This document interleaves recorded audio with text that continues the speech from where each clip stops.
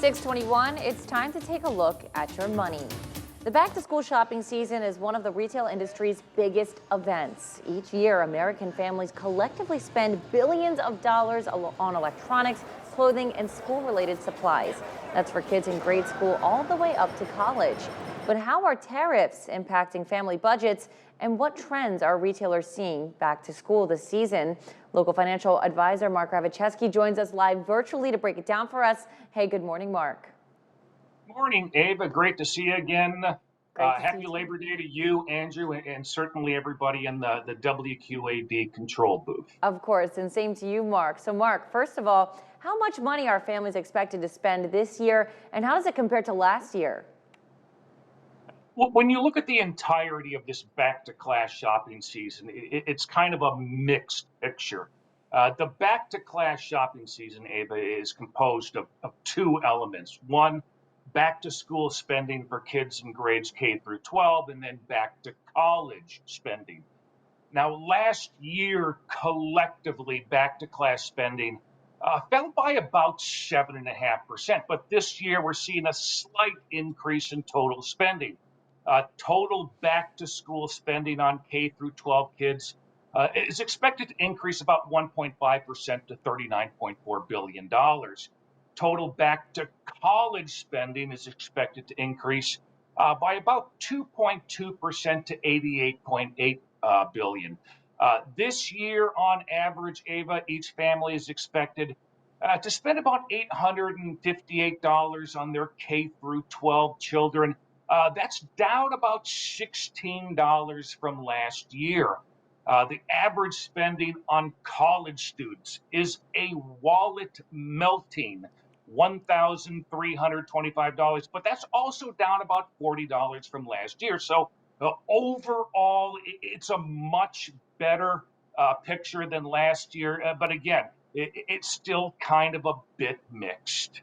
Oh, yeah, that's a lot of money, especially for colleges. Especially when you're moving into a freshman dorm, you need all of the new pillows, blankets. It's not just school stuff, right? Furnishings and let's not forget beer money, but that's a different allocation.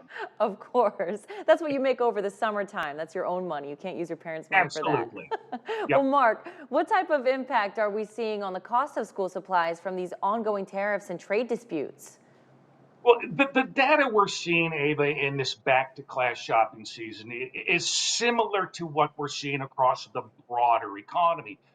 Some items are more expensive, some are actually cheaper. What we're seeing, though, is that inflation is actually lower or at about the same level as when these tariffs first started. We need to remember that tariffs are a tax on specific goods imported from specific countries. And the ultimate goal of these tariffs is essentially to redirect consumer spending. Instead of buying an item that now costs 25% more because of tariffs, we can buy a similar item made in the United States, or we can buy that item that's imported from some other country that has a lower tariff. And many companies are doing the same thing. They're adjusting their supply chains to cheaper markets. For example, what we're seeing is many companies adjusting their supply chains out of China and into neighboring countries such as India, South Korea, or even Vietnam. And Mark, what are some of the bigger trends we're seeing among shoppers this back to school season? Yeah, we just spoke about how consumers are kind of adjusting and tweaking their spending habits. And one of the bigger trends this season is consumers starting their back to class shopping much earlier this year to capture those summertime deals, discounts, and promotions. This year, 26% of consumers started their back to class shopping in June. Now, that's up from 22% that was reported last year. However, 67% of consumers started their shopping in July.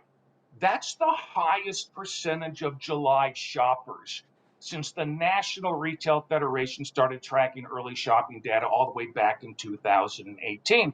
And one of the biggest summer shopping events is Prime Day, where retailers typically offer, all of those big, juicy online discounts. And this year, Prime Day was held from July 8th through 11th.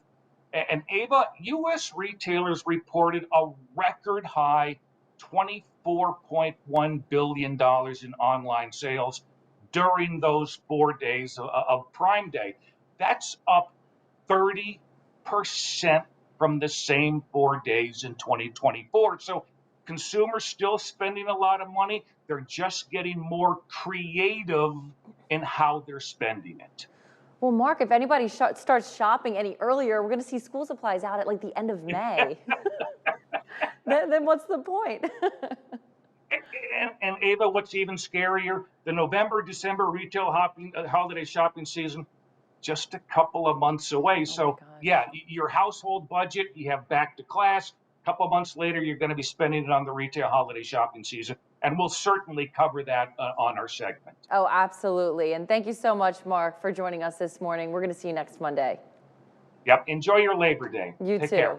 You too, Mark. We'll be right back after this break.